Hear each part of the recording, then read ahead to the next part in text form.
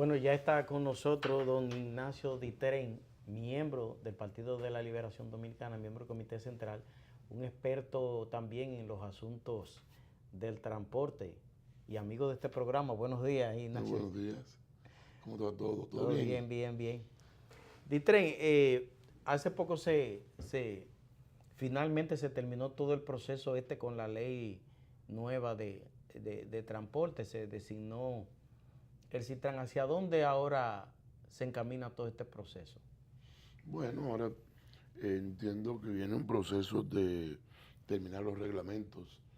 Es un proceso un poco complicado porque ahora hay que readecuar todas las instituciones que se eliminaron, evaluar todo ese personal para irlo incorporando y poder aplicar esos reglamentos. O sea que eso tomará su tiempo. Tomará su tiempo.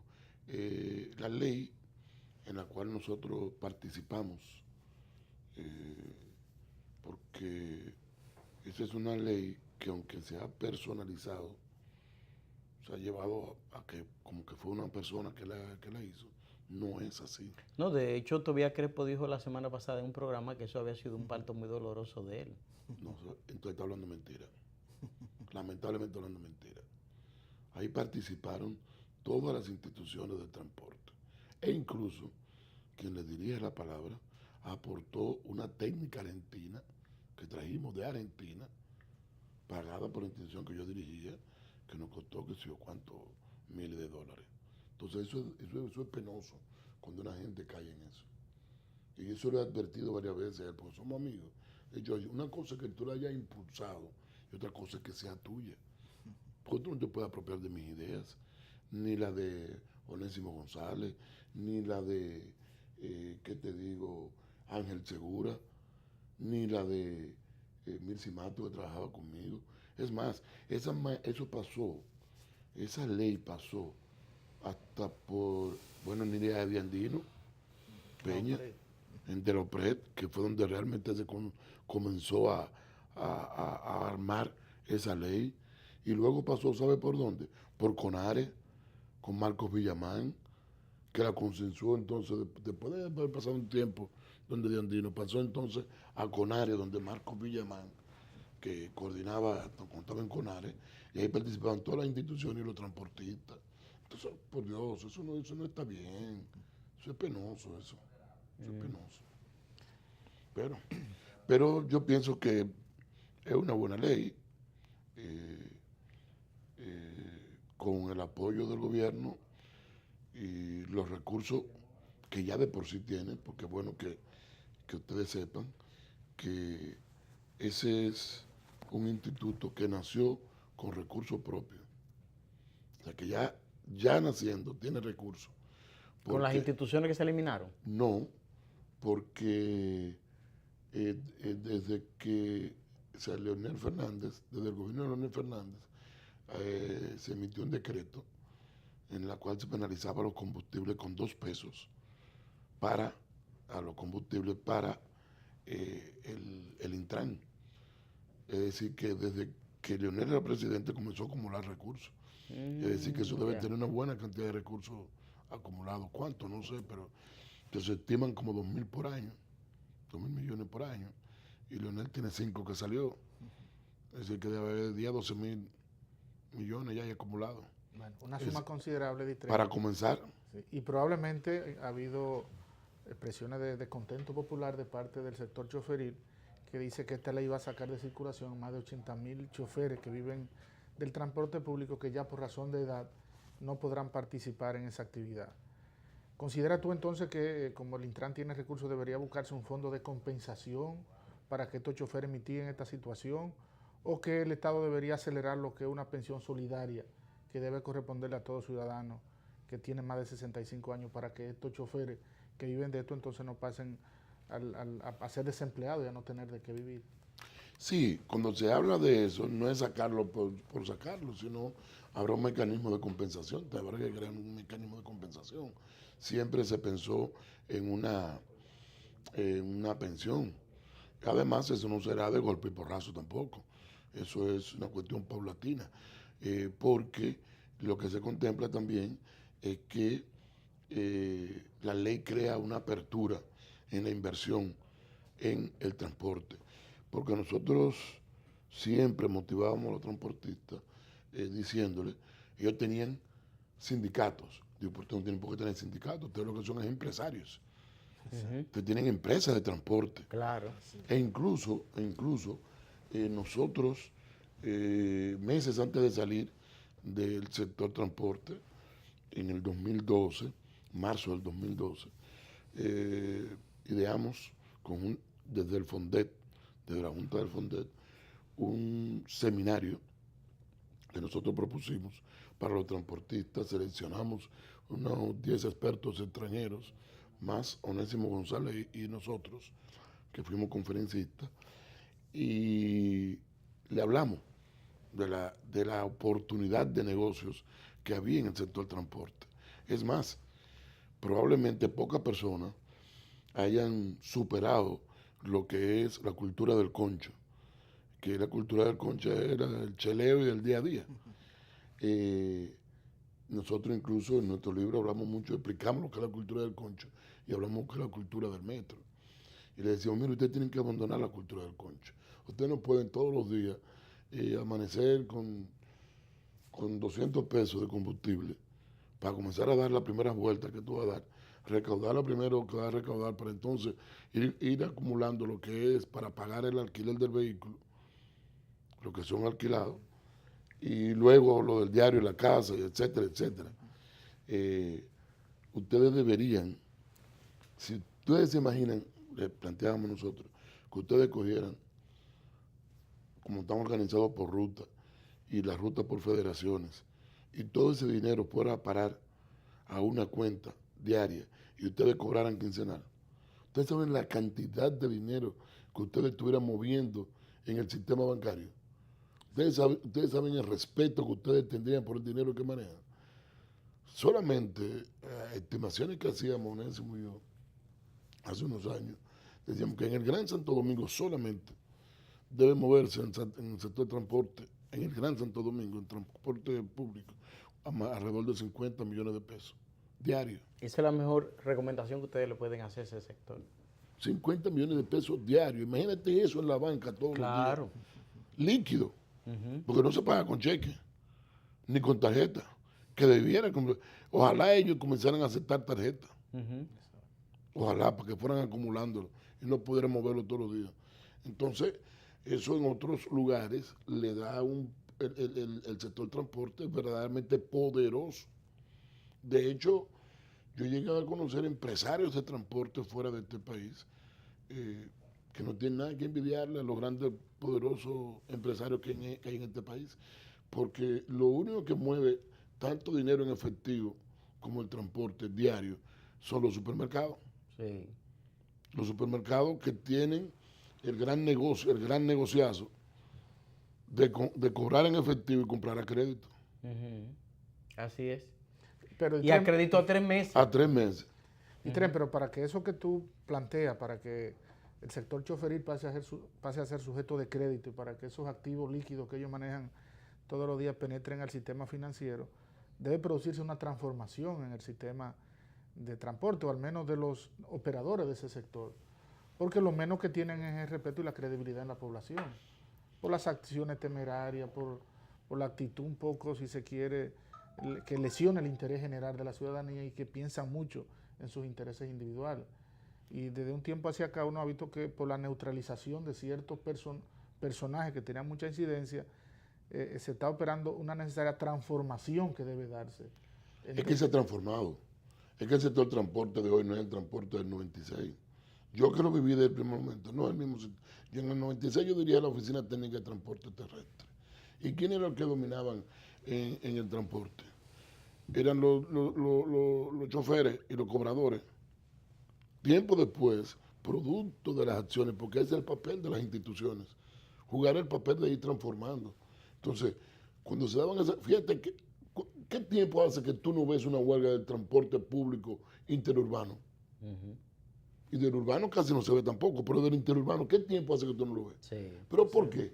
En las rutas del sur, de Barahona, por decirte algo, la de San Juan, la de Baní, los pataúpas eran los choferes Y que nosotros comenzamos a reunirnos con los propietarios, a decirles, pero este es el negocio más absurdo, que usted va a invertir 5 millones de pesos para que una persona que no tiene ni siquiera un sexto curso y sea lo que dirige el transporte. Sí. Pero además, cuando ustedes se van a una huelga, y eso fue mi papel como director de la TTT, cuando ustedes se van a una huelga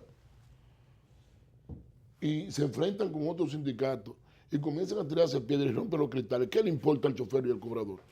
Eso no le salva a nada a ellos. Pero además, el día que se van a una huelga y no trabajan, ¿qué le importa a ellos que no trabaje el vehículo si ellos no tienen que pagar ese con el banco? Entonces comenzaron a tomar conciencia. Entonces, ¿quiénes son los que dirigen el sector transporte interurbano ahora? Los propietarios. Y los choferes son los que tienen que ser empleados. Y entonces, esos choferes tienen visión empresarial y comercial. Entonces, tienen grande acceso a los bancos. Por eso tú ves que el transporte interurbano está totalmente transformado. Y tú ves autobuses maravillosos. Ves diferentes niveles de transporte en el interurbano. E incluso, déjame decirte algo.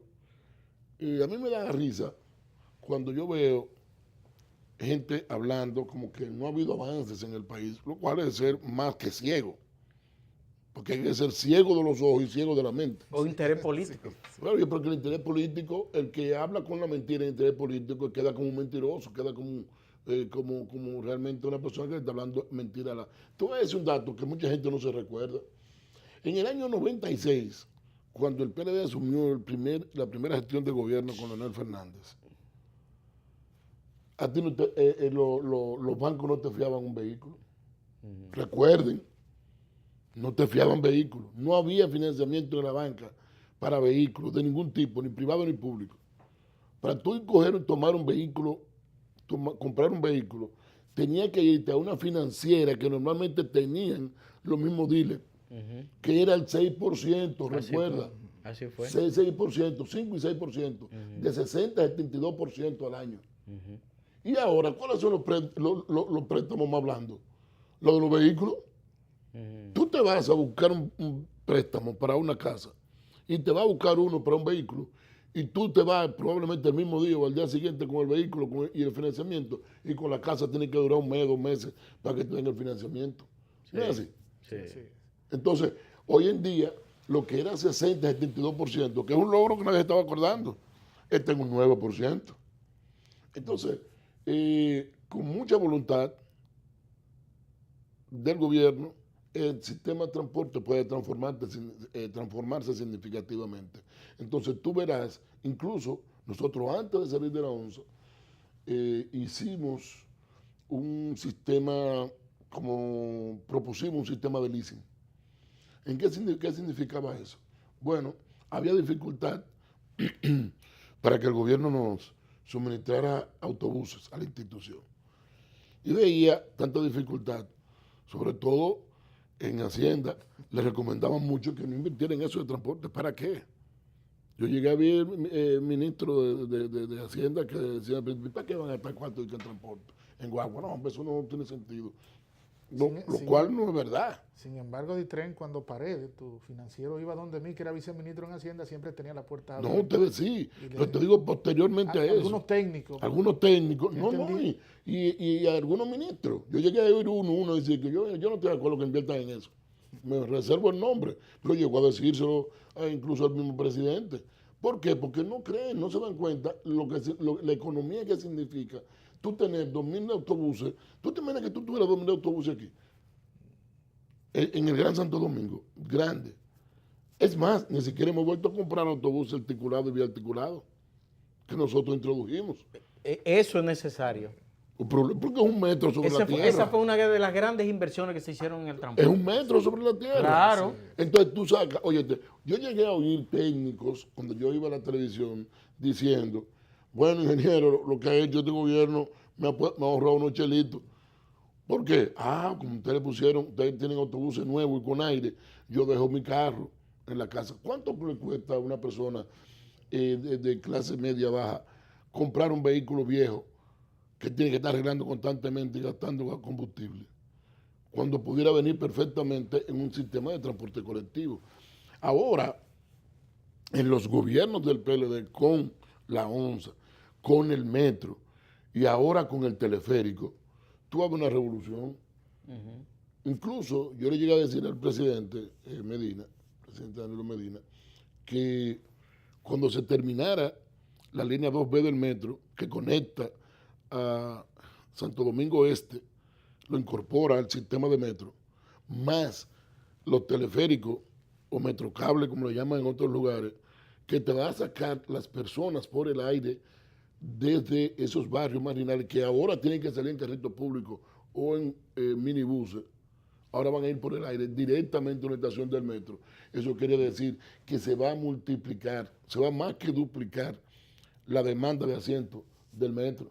Entonces tú vas a ver con orgullo y con alegría un metro con 6 vagones.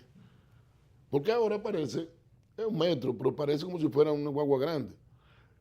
Pero cuando tú lo veas con 6 vagones, como tú lo ves en la película, como lo ves en Estados Unidos, como lo ves en esos grandes países, bueno, pues estamos tirando para adelante. Y a la hora que se vayan incorporando otras líneas, y eso tú lo combinas con un sistema de autobuses, incluso con carriles privilegiados, como lo tuvimos en el pasado, carriles privilegiados para el transporte público. Para los autobuses, yo recuerdo. Pero donde, que yo comencé a decirte ahorita, con ese sistema que nosotros implementamos por la falta de autobuses, que Luis no quería invertir en eso, digo, bueno, pues vamos a hacer una cosa, vamos a hacer un sistema de leasing, alquiler de autobuses, donde en principio se hizo con un concurso donde participaron varias empresas, y como solamente al final, solamente calificaron 4, hicimos un acuerdo con ellos, de acuerdo al porcentaje que ganaron, hicimos un prorrateo, y llegamos a un precio por pasajero para pagarle. Pero tiene que ver con su mantenimiento. El mantenimiento lo ponían ellos, no la institución. Y eso es lo que va a pasar ahora. En eso se va a transformar la ONSA, donde el sector privado podrá invertir. Si tú tienes un ahorrito y tú te gusta ese cosa, tú podrás decir, bueno, lo que decía el que me precedió aquí con el asunto de Punta Catalina, es una idea que yo se le iba a dar a Bicharia. Y Bicharia, ¿por qué nosotros no hacemos algo? Yo no sé si ustedes recordarán cuando, a propósito de Metaldón, que lo van a sacar de ahí del kilómetro 6, Washington. cuando se estaba formando Metaldón, yo veía un anuncio que decía Metaldón, 100 pesos cada acción. ¿Ustedes se recuerdan de eso? Yo no sé si ustedes se recordarán de eso. El Metaldón, 100 pesos cada acción. Metaldón se creó y entonces tenía un anuncio donde tú decías, yo puedo comprar, y tú comprabas 10 acciones, 1,000 pesos, o 20 acciones, 2,000 pesos. Pues eso puede hacer con Punta Catalina, el gobierno. Lo que proponía Hilario Ochoa. Exactamente. Pero que eso, ya yo se lo había dicho, no sé si lo llegué a mencionar a Bichara, pero eso es una gran idea. Es más, es una forma de hacer que el pueblo se empodere de esa planta como cada ella. Exactamente. Porque aquí ha habido una satanización de Punta Catalina porque le va a quitar un negocito a mucha gente. Vale, que le va a quitar negocio. Eso hablábamos nosotros, sí. Eso es todo el problema. Eso es todo el problema. Y traen dos cosas. Tú tienes razón y efectivamente eso casi no se reivindica. Y es la modernización del transporte. Yo por razones de carácter laboral me desplazo por todo el territorio nacional. Y me ha llamado la atención, por ejemplo, en Posterrío. Tú llegas a Posterrío, que es un municipio de Neiva, en un autobús súper confortable, un autobús grande, moderno. Lo mismo que Liapiña, lo mismo que Independencia, Oviedo. Y uno se pregunta, mira, nadie resalta esa modernización de la ruta de transporte a sectores tan lejanos como esos sectores de la frontera. No, pero aquí en la ciudad. Y la ciudad, es decir... Oye, ¿tú estás viendo en la ciudad la misma cantidad de chatarra que tú veías antes? No, efectivamente no se ve. Ya no se ven. O sea, se ven menos, cada vez menos. O sea, quedan todavía, pero se ven menos. Y eso, que no ha sido producto de un plan para cambiar esa flota. Ahí mira, de tren, por otro lado. Porque, pareciera ser que el gobierno no tuvo la audacia de continuar aplicando la instalación de minibuses nuevos, autobuses nuevos a través de la ruta alimentadora del metro. Y yo creo que ahí hay un cierto rezago. Pero ahora con el Intran, con la nueva ley, eso se contempla, por lo que te digo, que la ONSA, por ejemplo, va a comenzar a hacer algo que nosotros proponíamos hace mucho tiempo, una empresa público-privada. Es decir, que el gobierno tiene ya una infraestructura instalada, tiene un sistema y simplemente se podrá invertir. Hace tiempo, nosotros propusimos hace tiempo que hubiera una interconexión entre ONSA y el metro, e incluso quería que la misma tarjeta que se usa en el metro se utilizara en la ONSA. Y tú podías hacer transbordo Excelente. y una serie de cosas. Pero además eso permitirá la inversión privada, porque si tú inviertes en un par de autobuses, en 5 autobuses, y se hace un entendimiento con el banco, de lo mismo que se cobra, te transfieren a ti directamente. Entonces es un sistema que no tiene la mayor problemática para aplicarse y garantiza que el parque vehicular se mantenga moderno. Ditren, por otro lado, que se nos está yendo el tiempo ya, ¿qué va a pasar con Duquesa? Porque ahora como que van a construir otro vertedero cerca. ¿Qué va a pasar con todo esto? Bueno, eso es algo también que nosotros también habíamos propuesto hace más de 2 años. Nosotros proponíamos el cierre sanitario, que como el término técnico, el cierre sanitario de Duquesa, que contempla, entre otras cosas, cubrir, o sea, nivelar todo el terreno, toda esa basura, cubrirlo con una capa de tierra, y luego ahí se pueden hacer muchísimas cosas, desde campo de golf hasta parque de diversiones, hasta lo que no se pueden hacer por la estructura Vivienda. esa cosa muy pesada, pero parques, se puede sembrar de árboles para que la gente pueda hacer picnic posteriormente, incluso todavía se puede recuperar algo del gas y entonces comenzar algo nuevo con con criterio técnico, como anunció el ministro de Medio Ambiente, en este caso sería acompañado de la JICA o JICA, que es una empresa, es una institución japonesa que se ha especializado en eso de los residuos sólidos. De todas formas, lo que está hoy también pudiera aparecer empresas que estén interesadas en recuperar parte del tesoro que está enterrado ahí, porque yo incluso la semana pasada mandé un Twitter que decía, qué bueno que ya vamos a dejar de enterrar el dinero, porque la basura es dinero. De hecho, el mismo discurso del presidente Danilo Medina el 7 de febrero me llenó de alegría, porque yo fui regidor en el año 1986, y desde 1986, como yo estudié ingeniería civil, especialista en hidráulica y sanitaria, cuando yo llegué al ayuntamiento me pusieron en la comisión de limpieza y tenía que viajar por muchos lugares aprendiendo y viendo cosas.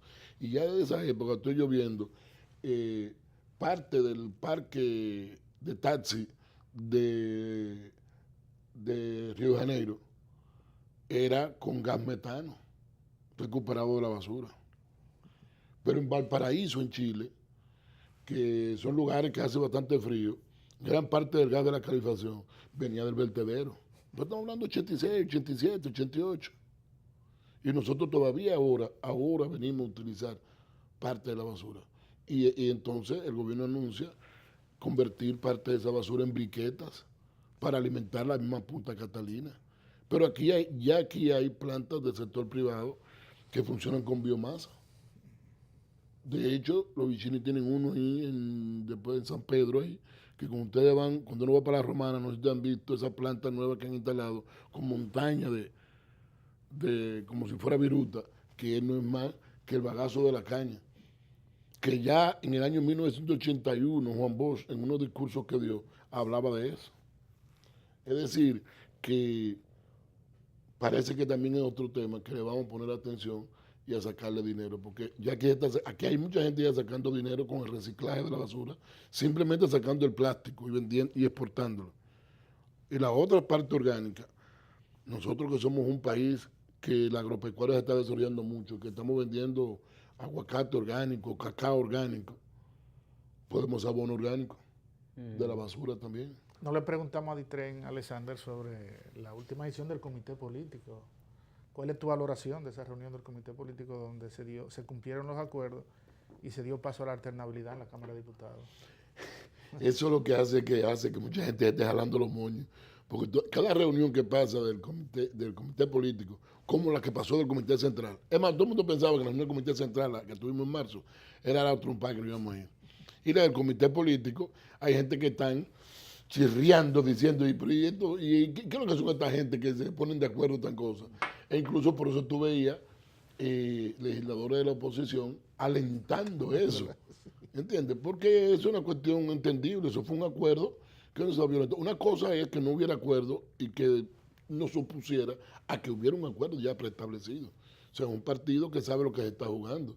Y no me acuerdo quién fue que dijo, utilizó una expresión, pero acá hay gente que piensan como que Leonel y Danilo son dos, han llegado a presidente porque son qué. Entonces es una cuestión, y los demás miembros del comité político, pero sobre todo ellos dos, que evidentemente llevan el liderazgo del partido. Es decir, que eso fue una cuestión extraordinaria. Y ahí me toca a mí, me tocó a mi ñapita y también de volver a bregar con los bufetes, con la elección de los bufetes directivos de los ayuntamientos. Bueno, te deseamos suerte y éxito.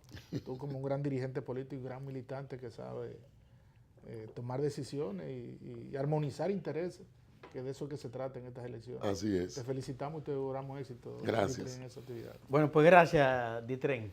Bueno, hemos conversado con Ignacio Ditren, miembro del Partido de la Liberación Dominicana, de su comité central, además experto en asuntos del transporte y de la municipalidad, porque también es titular de la Secretaría de Asuntos Municipales del Partido de la Liberación Dominicana. Nosotros volveremos mañana a las 7 de la mañana en este espacio por la mañana. Julio Aníbal Fernández y quien les habla, Alexander Pérez, estaremos con ustedes mañana temprano. Hasta entonces.